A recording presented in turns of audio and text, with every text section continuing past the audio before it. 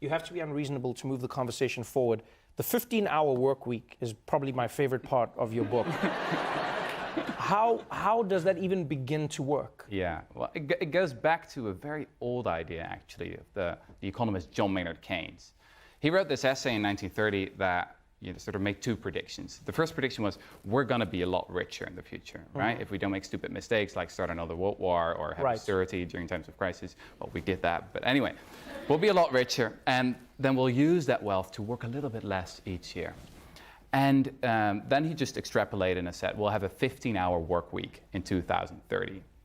The fascinating thing, again, from the historical perspective, is that up until the 70s, we were on track to make it. The work week was shrinking and shrinking and shrinking.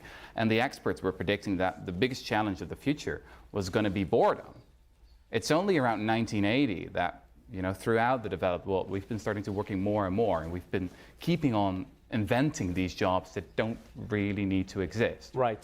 So people sitting in offices, sending emails all day to people they don't really like, and writing reports no one's ever going to read, right?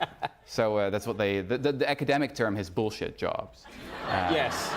Yeah, it's just like basically you just sit there and then you just like, to whom it may concern, reply all, as per my last email, etc., etc. Yes, exactly, that's half of my day. But then the fascinating thing is that most of these jobs, are people who have wonderful resumes, who went to great universities and have wonderful job titles, but then still at the end of the day, they're like, you know what, I could go on strike and no one would notice. So in the book, I've got this story of two strikes that happened in the 60s. The first strike was of garbage collectors. New York, 1968, lasted for 6 days. State of emergency had to be declared. Turns out, we can't do without garbage collectors. Right. So at that point, I wondered, has it ever happened, in history, that the bankers went on strike? So I started looking, looked at the past 5,000 years, basically, since the invention of money, and I found only one example, and this was in Ireland, 1970. The bankers were angry that their wages were not keeping up with inflation, so they said, you know what, you'll have it. We're going to go on strike, and then you'll see just how important we are. And all the experts were like, oh, this is going to be a disaster. It's going to be a heart attack for the economy. And then from one day to the other day, 85% of the money supply was not accessible anymore. And then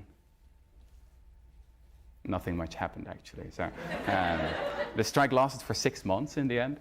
And after 6 months, the bankers came back and said, all right, we'll get back to work. And I think this is another example where history just makes you rethink, right? Who are the real wealth creators in this country? Does wealth really, is it really created at the top and then does it trickle down? Or maybe it's the other way around, and are the teachers and the garbage collectors and the nurses, are they the real wealth creators? Wow, that's powerful, man.